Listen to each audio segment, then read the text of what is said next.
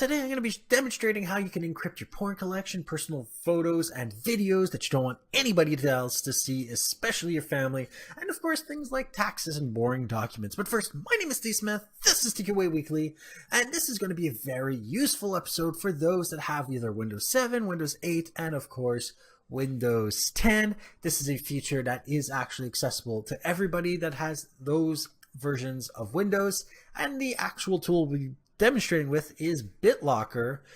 So let's get on with it. The actual demonstration. This should be a very short episode.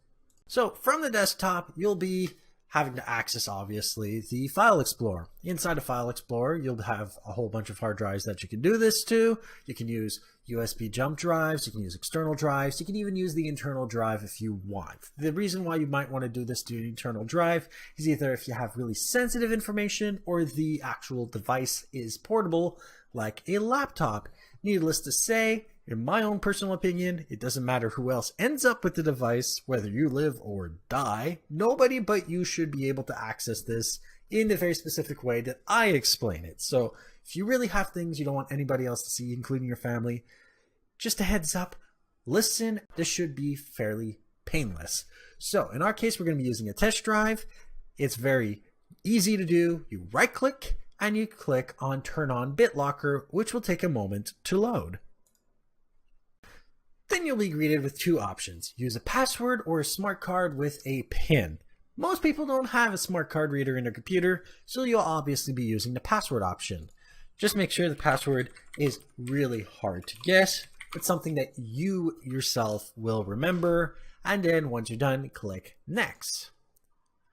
Now, in this case, you get to save to your Microsoft account, save to a file, or print the recovery key. I would have loved for Microsoft to give me another option, which is don't bother, but Microsoft is Microsoft. So obviously I'm going to be saving to a file, which I will be deleting pretty much immediately after this demonstration. Then we click Next again. Then we have two options for the encryption of the drive. You can encrypt the used disk space only, which is useful for brand new drives and installations, or the entire drive, which is actually going to take a lot longer, but it's best for computers and drives that have already been in use.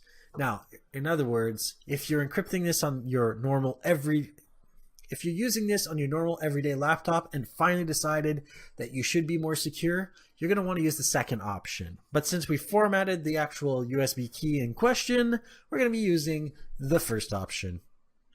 So we click Next, and that would also take a while to do.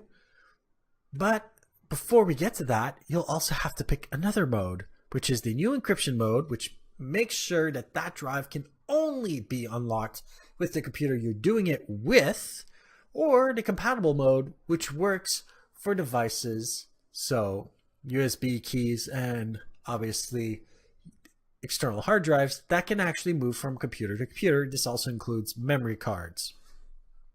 However, this does not include laptops and desktops, as they would be self-decrypting themselves. Then you click Next on this window. Then you'll have the Start Encrypting option, which will take some time depending on the size of the drive, the option you pick, the number of files, and obviously whether you're encrypting a data drive or an operating system at the same time. So all you have to do is click Start Encrypting and wait for it to have finished its entire task. Once the drive is finally finished encrypting, you'll be presented with this prompt, which you can click Close. Then you'll have this icon for the drive when it's actually in its unlocked state. Now, since removing a USB drive or external drive mid-usage is a really bad idea to begin with, imagine with an encrypted drive. So when you're using encryption, definitely heed this warning. Right-click and then hit Eject.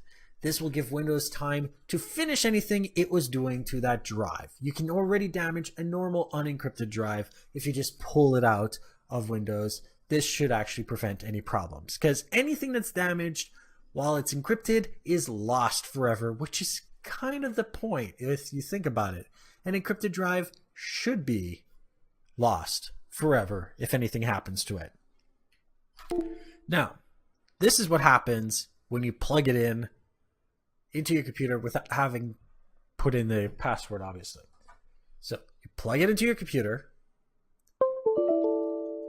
and you see it says access is denied. This is probably some weird bug about how Windows doesn't understand it can't autoplay an encrypted drive, but you click OK and there's no problem. This is probably a Windows thing. It's not actually going to break anything. But you do see that the drive is encrypted. It's got a gold close lock with a key in it. In order to operate the drive, you have to click on it and enter the password, and then click unlock. It will open the file itself. And just as a normal, easy to use thing, because I like to give people a way out of stuff, you can right click, click manage BitLocker, and if you are tired of using it, you can also click the turn off BitLocker option at the bottom here, and that will turn off BitLocker once and for all on the drive if you are so feeling that it's no longer useful in your case. So I hope you liked that demonstration. Like if you liked it, dislike it if you didn't, share with those that you think benefit from this, and don't forget to subscribe. Every subscription helps. If you have any questions, comments, suggestions for topics, email me at ask@tqaweekly.com or go to my website, tqaweekly.com, for everything else. And if you want to make this show better, consider becoming a patron of my Patreon at patreon.com/tqaweekly. Patrons get these episodes 24 to 48 hours in advance of everyone else. And of course, you also get to help with what kinds of topics that I will be talking about in the future. Thank you for watching, and goodbye.